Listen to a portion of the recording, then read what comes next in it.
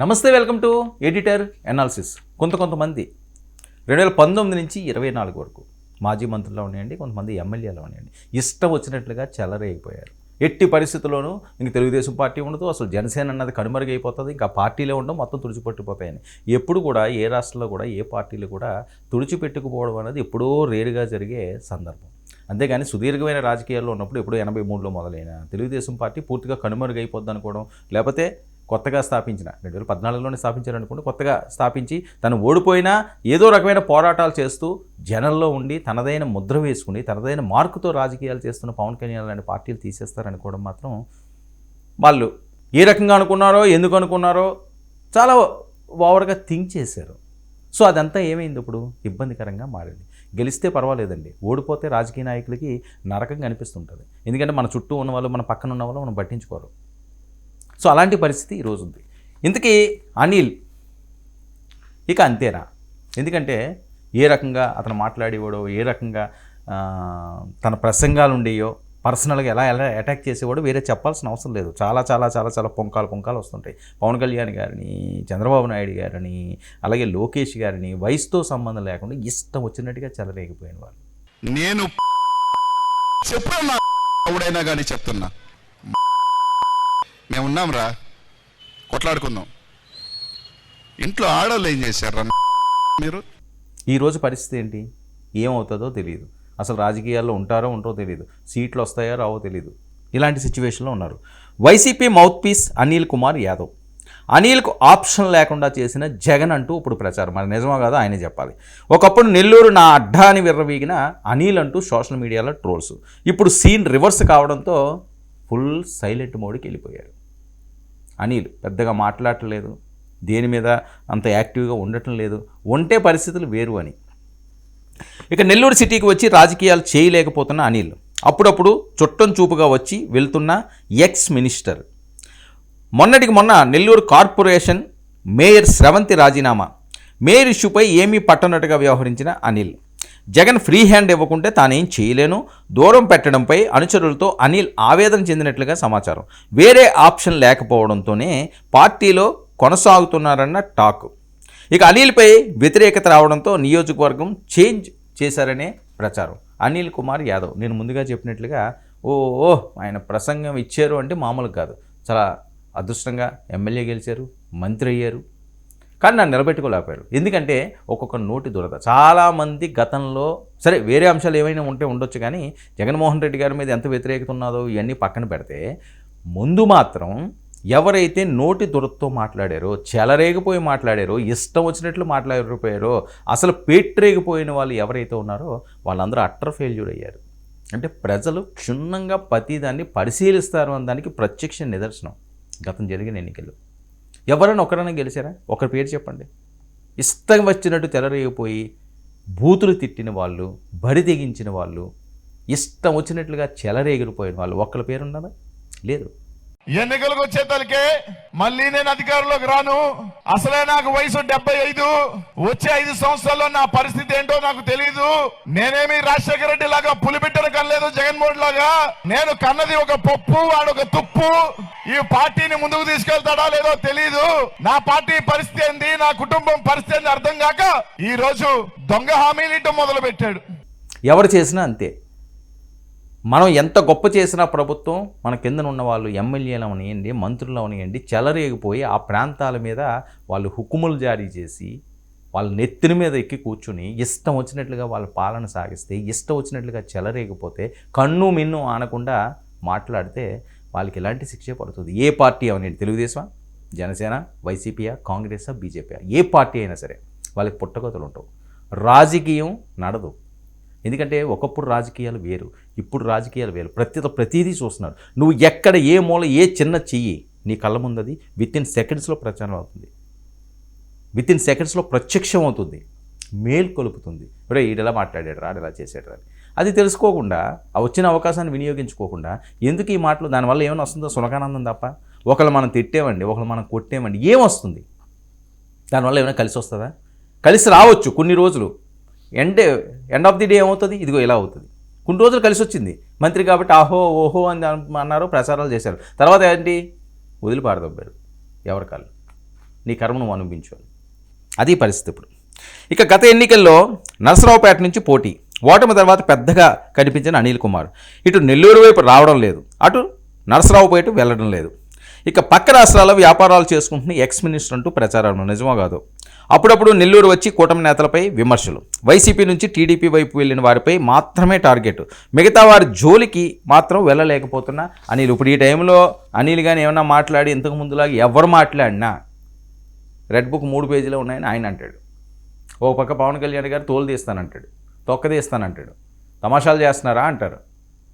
వాళ్ళు ఇప్పుడు మామూలు పవర్లో లేరు. పైన మోదీ, కింద చంద్రబాబు, పవన్, లోకేష్ అన్నట్లుగా ఉంది. ఇలాంటి టైంలో మొత్తం అన్ని దారిలో ఆయిల్ వైపే చూపిస్తుంటే ఇంక మనం ఏ దారిలో వెళ్ళినా దొరికేస్తాం. అంటే అడ్డదారిలో వెళ్ళొద్దు. అడ్డదారిలోకి వెళ్తే బుక్ అయిపోతారు. మెయిన్ దారిలో వెళ్తే వీళ్ళతో ఫైట్ చేసే పరిస్థితి ఇప్పుడు కనిపించలేదు. ఇది కదా ఇరకాటంలో పడుతున్నారు ఇప్పుడు వీళ్ళందరూని. ఇక ఈ పరిస్థితిని వైసీపీ హైకమాండ్ కారణమన్న టాక్. అనిల్ జగన్మోహన్ రెడ్డి దూరం పెడుతున్నట్లు ప్రచారం. 2014-2019 ఎన్నికల్లో నెల్లూరు సిటీ నుంచి గెలిచిన అనిల్ 2 ఎన్నికల్లోనూ అతి కష్టం మీద విజయం. జగన్మోహన్ రెడ్డి కోసం ఎంత దాకైనా వెళ్లేందుకు అనిల్ సిద్ధం.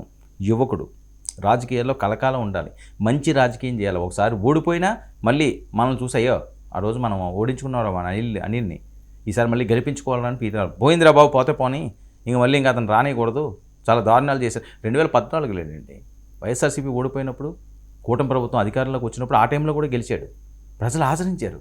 19లో మళ్ళీ గెలిపారు. సరే 19లో వైసీపీ వేవ్ కాబట్టి విపరీతంగా వచ్చేసినాయి సీట్లు, ఇంకా అందులో డౌటే లేదు. 151 సీట్లు అంటే మామూలు విషయం కాదు.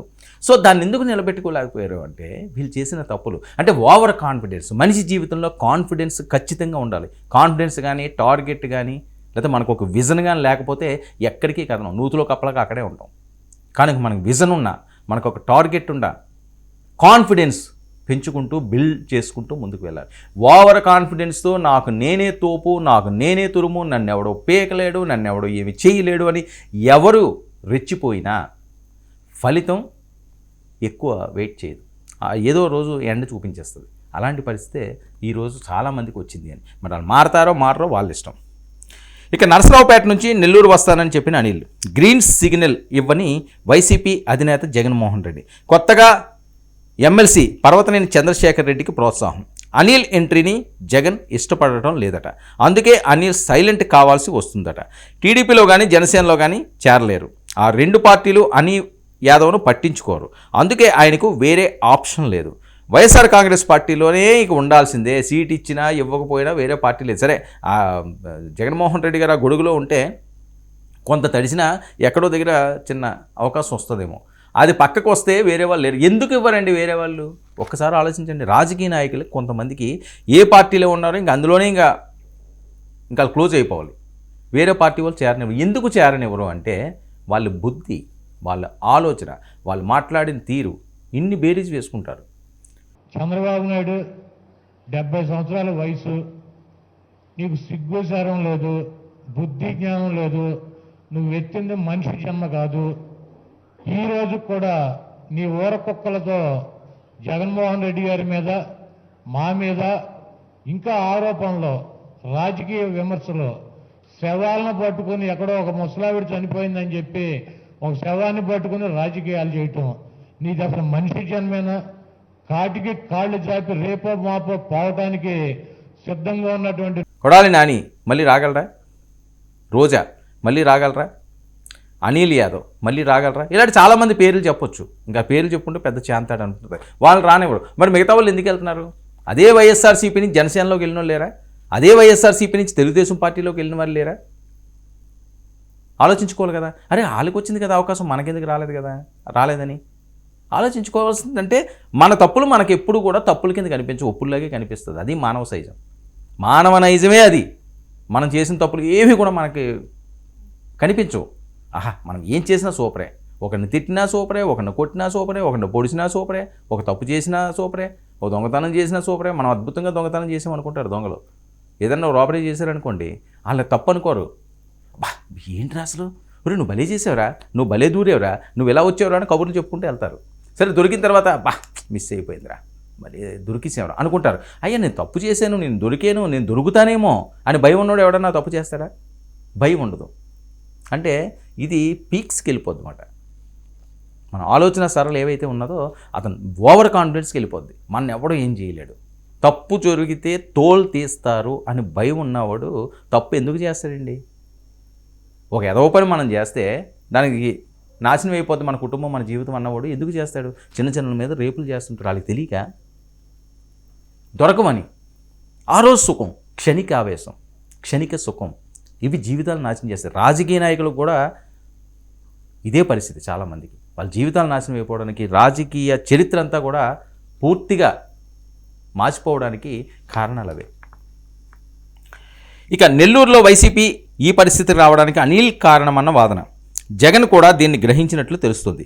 నమ్మకస్తులైన వేమిరెడ్డి ప్రభాకర్ రెడ్డి, కోటమిరెడ్డి శ్రీధర్ రెడ్డి లాంటి వాళ్ళను అలాంటి నేతలను వదులుకోవడం వెనుక అనిల్ కుమార్ యాదవ్ ఉన్నారనేది జగన్కి నివేదిక అందించారట. చూడండి, కోటమిరెడ్డి గెలిచారు, ప్రభాకర్ రెడ్డి ఎలాంటి వాళ్ళు సీనియర్లు, ఆ ప్రాంతంలో తన దగ్గర పట్టు సాధించిన వాళ్ళు వ్యతిరేకించి నెక్స్ట్ గెలుస్తామో ఓడిపోతామో అని తెలియకుండానే కోటమిరెడ్డి వాళ్ళు బయటికి ధైర్యంగా వచ్చారు అంటే, విమర్శించి వచ్చారంటే అర్థం ఏంటి?